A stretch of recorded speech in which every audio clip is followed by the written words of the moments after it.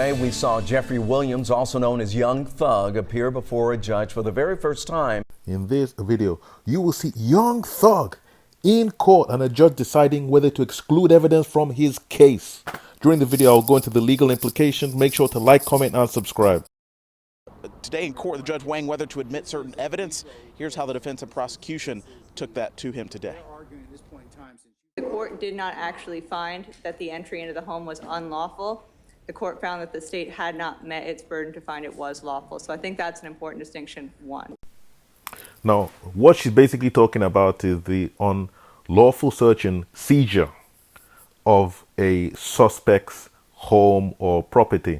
What that means is that if police unlawfully search an area that they're not supposed to, that evidence cannot be submitted into court, cannot be used in evidence in court.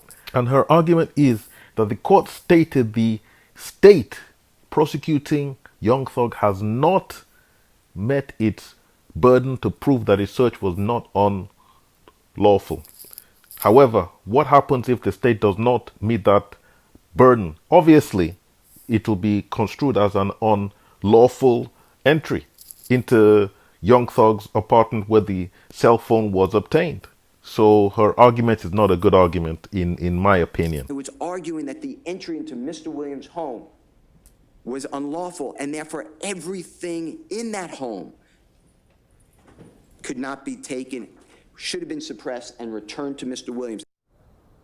And Williams did get some good news tonight. The judge will not allow that phone to be admissible for evidence in his upcoming trial.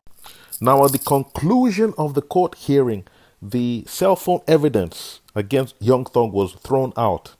That is important. Why is that important? Because all of the information that was on the cell phone, for example, the text messages, pictures, anything that could incriminate Young Thug and make him appear guilty is now thrown out based on the cell phone evidence itself. So therefore, the state prosecuting Young Thug would have to now rely on other evidence, such as, for example, the testimony of prior affiliates, one who might have been just released from prison a few days ago, or testimony of other witnesses, independent parties, etc., rather than the cell phone evidence or things of that sort. So it'll be an interesting case to see how things turn out. Make sure to like, comment, and subscribe.